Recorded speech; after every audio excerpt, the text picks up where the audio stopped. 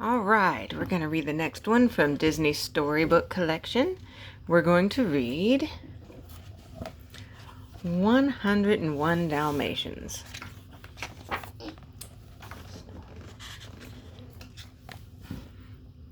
Pongo, Perdita, and their 15 puppies lived in a cozy little house in London.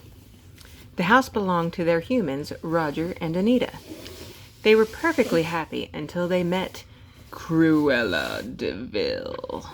Who's that? Anita's old schoolmate who simply loved spotted puppies. She wanted to buy them all and make them into spotted fur coats.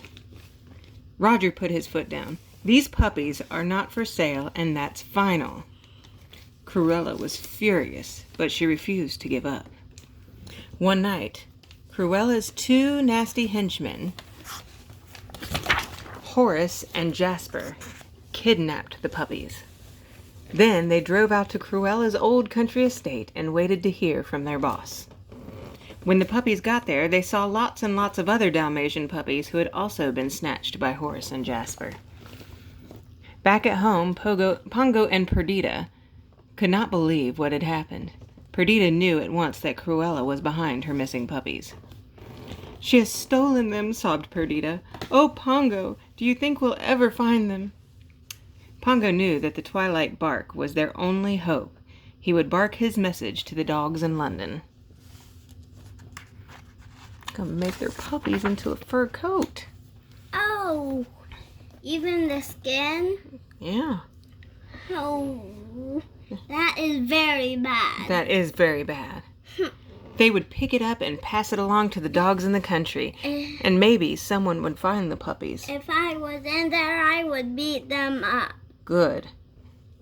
That night, the twilight bark reached a quiet farm where an old English sheepdog known as Colonel lay sleeping peacefully.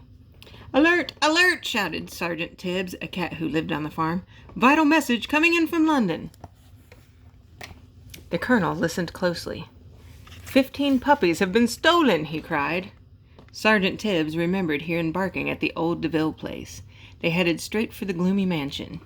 The Colonel helped Tibbs look through the window. Sure enough, there were the 15 puppies, plus 84 new friends. Tibbs and the Colonel overheard Cruella, Jasper, and Horace talking. When they heard her plans to make coats out of the puppies, they knew there was no time to waste.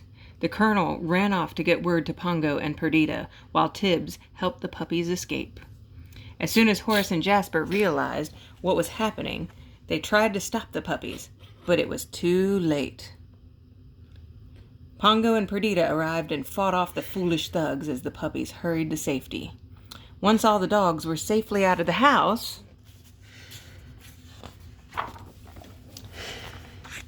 they thanked the Colonel and Tibbs and went on their way.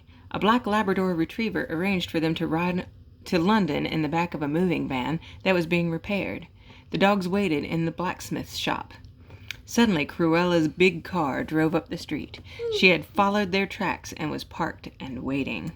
But Pongo had a clever idea. There were ashes in the fireplace. If they all rolled in them, they would be disguised in black soot.